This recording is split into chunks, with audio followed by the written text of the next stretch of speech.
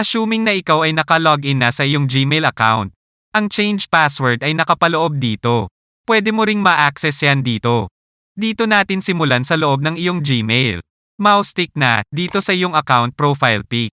Mouse stick sa Manage Your Google Account. Tara dito sa gilid, bandang kaliwa. Mouse stick dito sa Personal Info.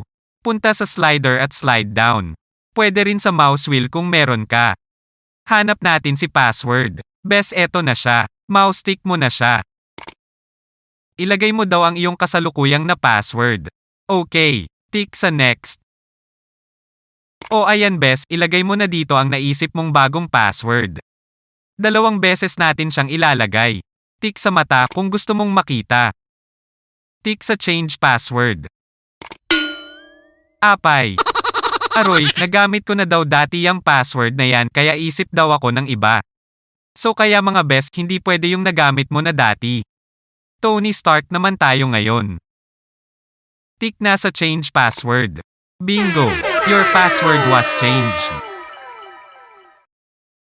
Kapag nagtanong si browser kung gusto mo bang ma-save, mag-decide ka kung save or never.